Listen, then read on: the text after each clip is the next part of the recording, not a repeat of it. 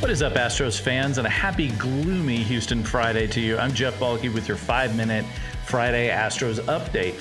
Christian Javier gave up a couple of home runs in his game this week, but otherwise was very, very good. Honestly, he continues to look really good. I'm pegging him to have a big year this year.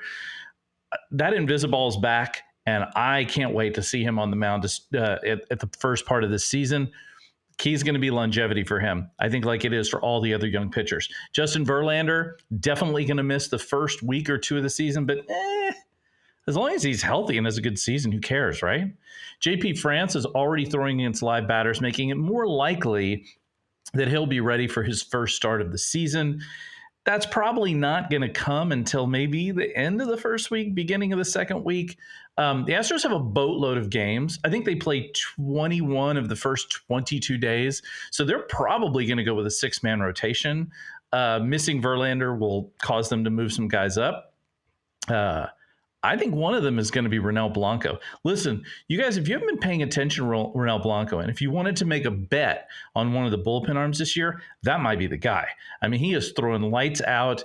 He's stretched out to, 3-4 innings now. So he's a guy, honestly, I would keep my eyes on. I think he's going to make one of those bullpen spots.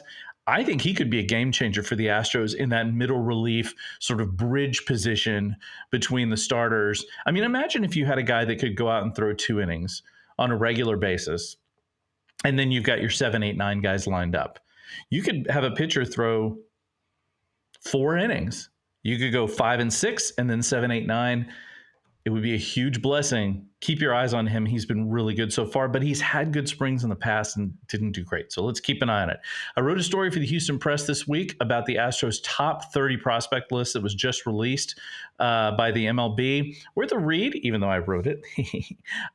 Quick recap. Luis Baez and Bryce Matthews, both guys acquired in the last year plus. Matthews via the draft, Baez via the international signings, both in the top 5. Well, Pedro Leon has dropped all the way down into the 20s. He's going to have to earn his way back, no doubt.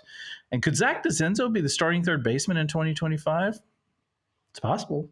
Also, only a few guys from the prospect list have a shot at the major league roster this year. It's not really surprising, given how really good the Astros overall lineup is, and given how really good their starting rotation is, and given how really good their bullpen is. It's no real shock to think that, you're not going to throw a bunch of young rookies into a mix with that, given the fact that you've got guys good. Also, the Astros farm system is not great, which adds to it. So, I think right now it's hard to gauge the Astros farm system as being really awful, like many people say, or if they have guys that are ready to come up, will they make a real impact? It's just hard to judge at the moment because they're in such limbo. They missed so many draft picks and things like that. They're going to have to build that. I mean, that's what Dana Brown is here for. So we'll see if they can do that. One guy that does have a chance to make the roster this year, however, Spencer Arrighetti. Today, he faces off against what's essentially the starting lineup for the Phillies, while the rest of the Astros regulars are taking the day off in Palm Beach. I think that's going to be one to pay attention to. Arrighetti's been excellent in spring training. He's basically ready to go. I mean, he could be in Sugar Land this year. He probably will be for at least part of it. But this is a guy who has a legit shot of coming up and being a 5th or maybe 6th starter early on in the season. And if he pitches well, he could catch on. He's got real stuff. He's got real stuff. And so that is out of all of the sort of rookie guys and all the guys you think, who might make an impact, Arrighetti is at the top of my list. And I mentioned him on here before. So not the first time. I'm sure you've heard it if you've listened to me before. Thanks so much for listening, you guys. I'm going to wrap up our 5 minutes on Friday.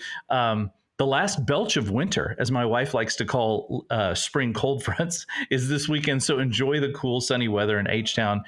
I will be back here next week with a special guest. It's going to be a fun one. I'm also still efforting on some other things. Listen, I'm going to try and round this whole thing out, give you guys lots of stuff to sink your teeth into. By the way, thanks so much for all your comments on YouTube. You guys have been excellent. Thanks for those who have been listening to the podcast. I mean, I know it's me and Blummer's not here anymore, but I really do appreciate it. It's so much fun bringing this stuff to you guys. I love talking about it, as I hope you can tell. Anyway, thanks so much. Happy Friday. And as always, go Astros.